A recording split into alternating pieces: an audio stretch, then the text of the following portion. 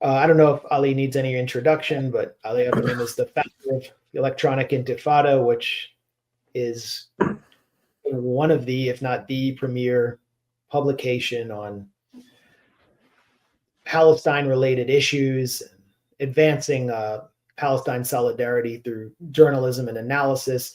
And Ali, I know you have a lot to say about what we've been talking about, so feel free to weigh in on your take on Donald Trump's U-turn or shift, radical shift on the U.S. policy toward Ukraine. Well, I hope they've, yeah. Oh, hi, Max, and hi, Aaron, and hi, everyone. Thanks for having me on. Yeah, it's remarkable to watch I'm particularly, as you can imagine, enjoying the European freakouts. But I mean, will they carry through? Will they follow through? That's always the question I have with Trump, because he's very erratic, and at the same time, the U.S. imperial bureaucracy is full of true believers of these neocon forever wars and imperial wars. So yesterday, it was announced that Pete Hegseth, the defense secretary, not anyone I'd have any admiration for, has ordered annual 8% cuts in the defense budget over the next 5 years, like 8% a year over the next 5 years, which seems incredible. I don't know if they could pull that off. So, but it does raise a question of what's their, is this their real agenda, and they're just masking it in this, make America great again, America first rhetoric. I don't know. Maybe they really do believe that the U.S. has to withdraw to its borders in order to focus on itself, which would be great if they do. I mean, they're doing all sorts of other horrible things. I'm not trying to tell you these are good people in any way, but less empire is good. I can't argue with cutting the defense budget. I can't argue with pulling out of the proxy war in Ukraine, which has killed 1 million people. And as you mentioned, they were trying to conscript teenagers, and the Ukrainians have resisted that. And they're so open about, we're fighting this war to destroy Russia, or to, they just don't care. How anyone can think this has anything to do with what's good for Ukraine or Ukrainian people at this point, I don't know. When our imperial masters are saying openly that this is about destroying Russia, and it's just vile. The one thing to watch out for, I'll just make a quick point on the Pentagon cuts. The question is, are they going to do actually an across-the-board Pentagon cut, or are they just going to reallocate Pentagon money to different departments and call it a cut? That's the point that William Hartung of Responsible Statecraft raised. That to him, this looks like, rather than like an across-the-board spending cut, they're just reallocating money to Trump's priorities, like building a so-called Iron Dome for the U.S. So that'll be the question. Is this a genuine defense cut as it was billed as, or are they just going to shift money around to different priorities for Trump? We don't know. And then isn't most of the Pentagon budget actually veterans benefits? I don't know if that falls under how much of that falls under the Pentagon, and there is the Department of Veterans Affairs, so maybe that's different. But there's a lot that they may want to cut that is actually, I won't say good, but is more about like supporting humans than cutting weapons and fire. So I don't know, but this is rhetoric we haven't heard before. Nobody has ever talked about, we're going to cut the defense budget.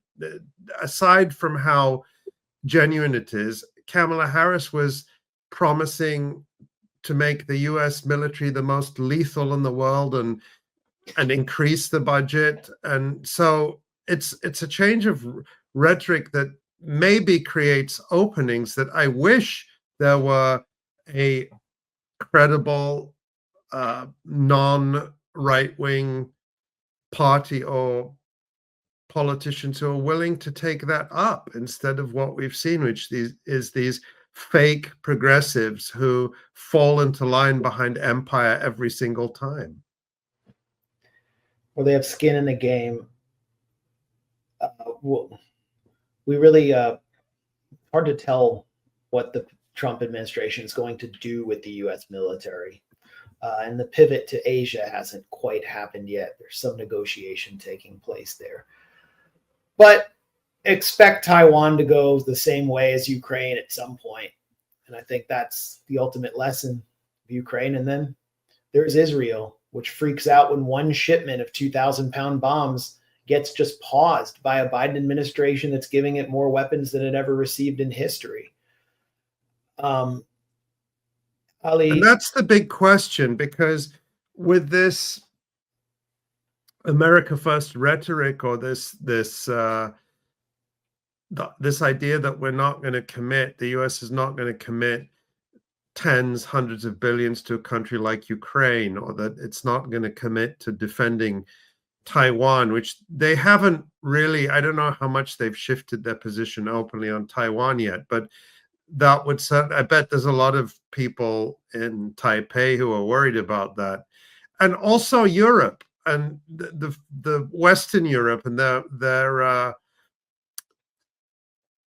seeming divorce with Western Europe does raise the question about, where does Israel fit into this? Is Israel going to be the exception as usual, where Israel is exempt from any type of reassessment or realignment or cuts? I would bet that's the most likely outcome, but I don't think it's entirely clear yet. I don't know what you guys think about that. Well, I want to actually get your reaction to something else that the Trump administration has been putting forward in Europe, which relates directly to you, and you being declared persona non grata by, I guess, 2 countries, which were both heavily involved in the Holocaust. This is J.D. Vance at the Munich Security Conference just about a week ago. And unfortunately, when I look at Europe today, it's sometimes not so clear what happened to some of the Cold War's winners. I look to Brussels, where EU commissars warn citizens that they intend to shut down social media during times of civil unrest, the moment they spot what they've judged to be, quote, hateful content. Or to this very country, where police have carried out raids against citizens suspected of posting anti-feminist comments online as part of, quote, combating misogyny on the internet, a day of action. I look to Sweden, where 2 weeks ago the government convicted a Christian activist for participating in Koran burnings that resulted in his friend's murder. And as the judge in his case chillingly noted, Sweden's laws to supposedly protect free expression do not, in fact, grant, and I'm quoting, a free pass to do or say anything without risking offending the group that holds that belief. So, of course, J.D. Vance did not mention anti-war activists, Palestine solidarity activists. He was talking primarily about right-wing activists and supporters of his own political trend. But you were recently arrested in Zurich, Switzerland, I think this month, for seeking to speak at a conference of Palestine supporters for the local Palestine committee. There's a new report by Asa Winstanley at Electronic Intifada. Files show that Swiss federal authorities' intelligence all opposed ban on you until mysterious last-minute U-turn, which raises a lot of questions. And it was a local official in Zurich, the local interior minister, who apparently made the call to have you arrested. So I guess I've kind of packaged 2 questions or 2 issues here. The first is, what do you think of Vance's comments on Europe and its crackdown on free speech, obviously leaving out I think the group that's being repressed the hardest in Europe, people who think like you and me about Palestine. And give us kind of an abbreviated background on what happened to you there and what the status of the case is now. Yeah. Well, on its face, if you were just to hand me J.D. Vance's comments on a sheet of paper and I didn't know who made them, I would say this is completely correct. What he's saying is absolutely right.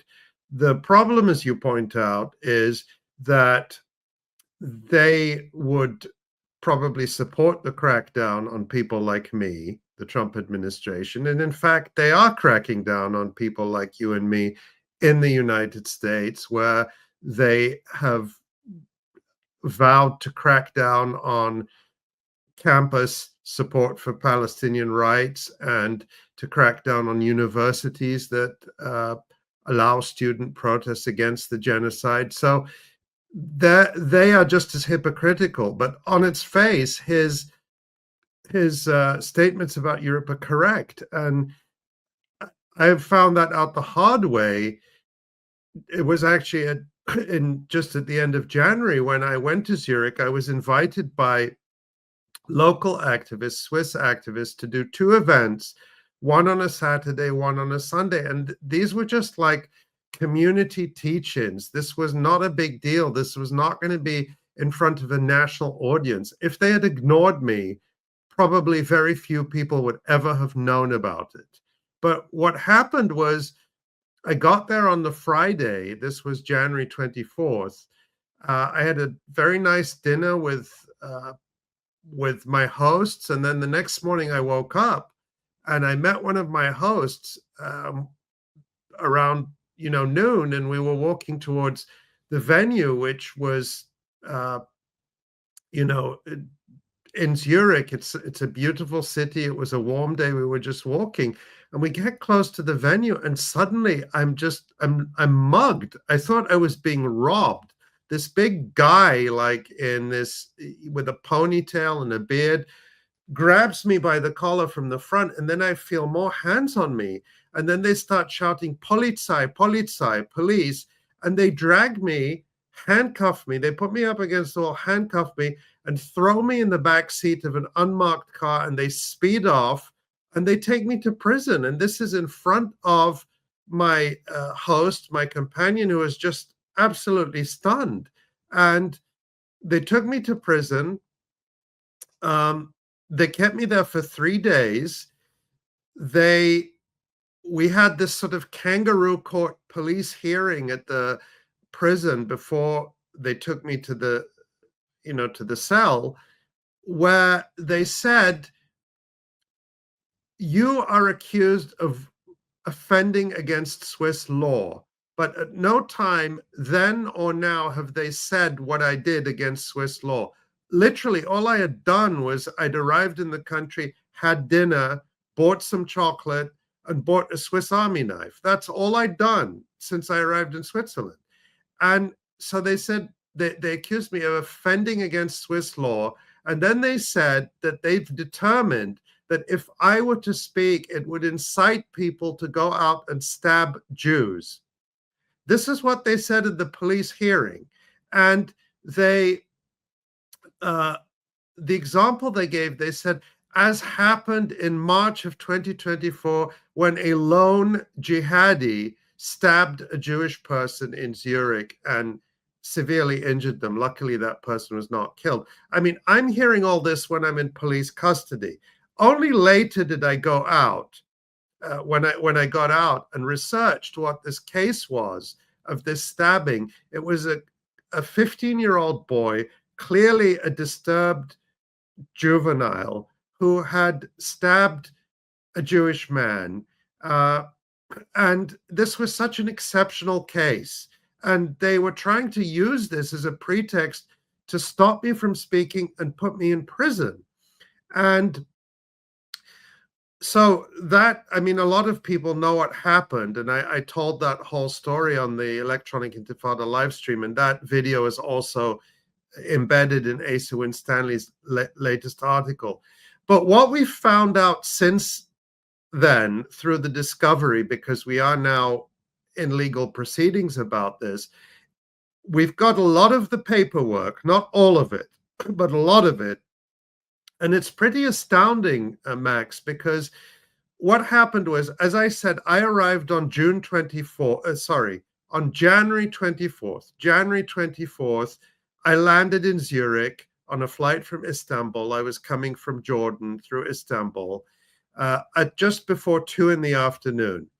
What we know now from the documents is that 2 days earlier, on January 22nd, the Interior Minister of the Zurich Canton, Switzerland is a federal system, Zurich is, the cantons are basically like the states. So the Zurich Canton or Zurich State, their Interior Minister, this guy called Mario Fair, who you've written about on the Grayzone, and we should probably show that article. The picture alone tells the whole story that people need to know. But Mario Fair, the head of security in the Zurich Canton, had sent a request to the federal government, to the federal police.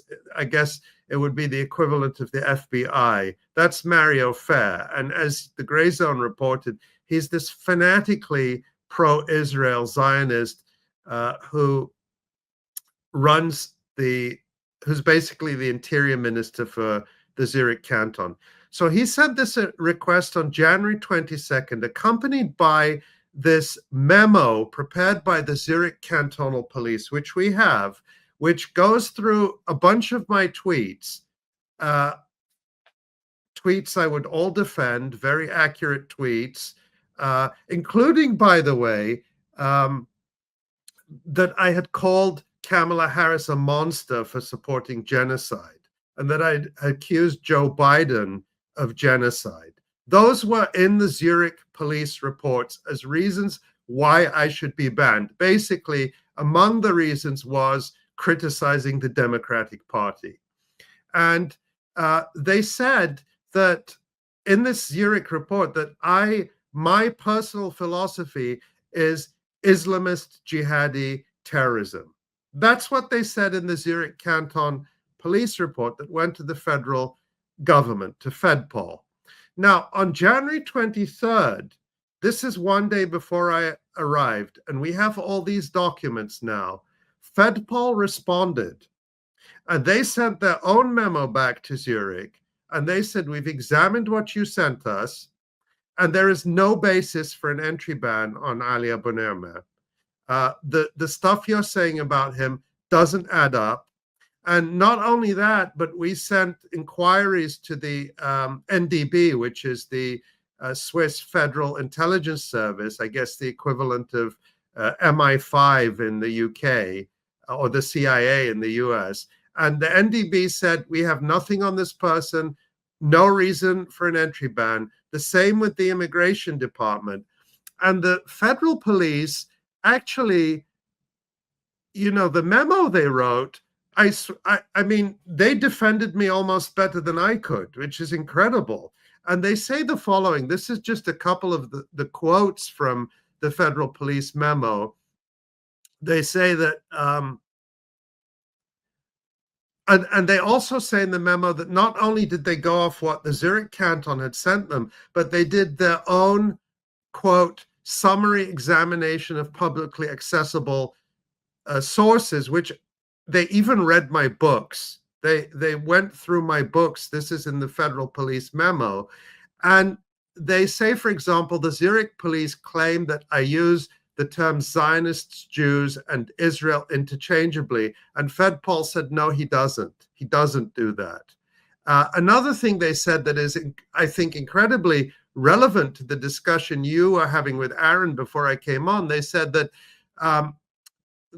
saying that the historically grown conflict between Hamas and Israel has been one of the causes of the events of 7 October 2023 is an opinion protected by the freedom of speech, similar to the attribution of the Russian war of aggression to NATO's eastward expansion.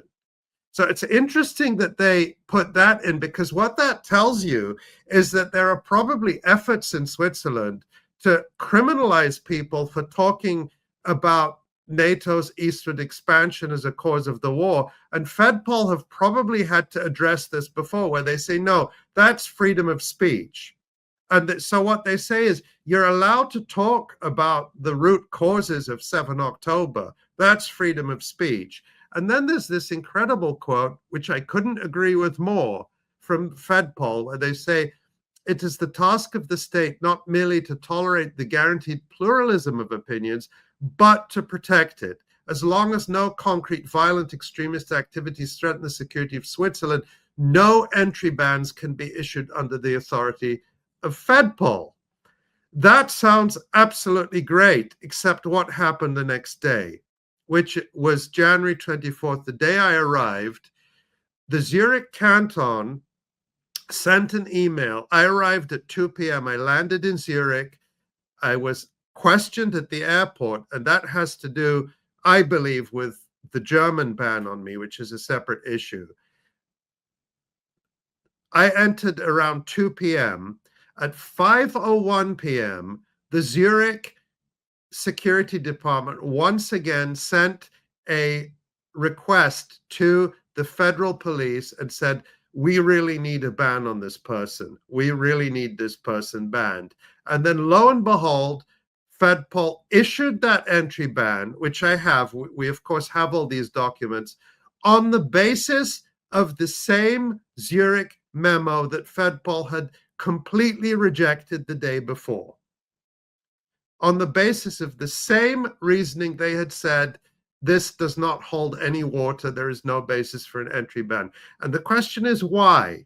And what we know from the documents we have so far, we don't know all the emails, but we do have emails confirming that Mario Fair, this ultra-Zionist pro-Israel official, was involved. So what it looks like here, Max, again, we'll have to work this all out through the legal process, but if I were to take a guess, that you have a public official who did not like what he thought I was going to say about Israel, and got these police thugs to kidnap me off the street and throw me in prison for 3 days, where I was not allowed to contact anyone in the outside world, which is also part of the basis of our legal action, because there were so many violations of Swiss law in this, and so many violations of the European Convention on Human Rights, of which Switzerland is